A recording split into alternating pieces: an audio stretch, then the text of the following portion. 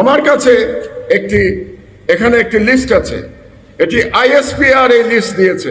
এই লিস্টটা কি জানেন? এই লিস্টটা হচ্ছে 5ই আগস্টের বিপ্লবের পরে কিছু ব্যক্তি আওয়ামী লীগের এবং পুলিশ এবং এমপিরা তারা আশ্রয় নিয়েছিল ক্যান্টনমেন্টে, এবং এই লিস্ট আইএসপিআর প্রকাশ করেছে।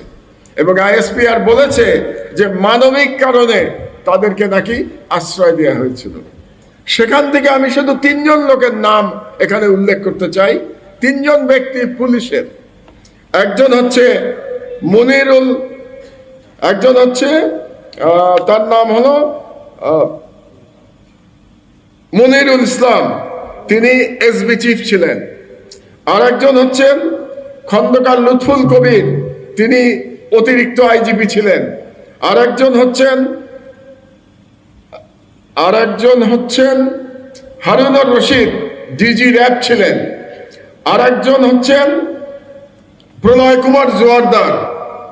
তো এই যে ব্যক্তিদের আমি নাম বললাম, ও আরেকজন আছেন আসাদুজ্জামান, যিনি তৎকালীন ডিআইজি সিটিটিসিতে ছিলেন। আপনারা কি জানেন তারা কি করতেন? তাদের কাজ ছিল আলেমদের ধরে ধরে জঙ্গি বানানো, এবং জঙ্গি বানিয়ে পরিবার সহ তাদেরকে হত্যা করা হয়েছে। তাহলে যে মনিরুল ইসলাম, যে আসাদুজ্জামান, যারা বাংলাদেশের আলেমদের জঙ্গি বানিয়ে পরিবার সহ তাদেরকে উড়িয়ে দিয়ে জঙ্গি তকমা দিয়ে হত্যা করেছে, তাদেরকে মানবিক কারণে আশ্রয় দেওয়ার কোনো কারণ থাকতে পারে না। তার থেকে বড় কথা হলো এই যে 3 জনের নাম আমি বললাম, মনিরুল ইসলাম, আসাদুজ্জামান এবং প্রলয় কুমার জোয়ারদার, তাদের এখন কোনো হদিস নাই।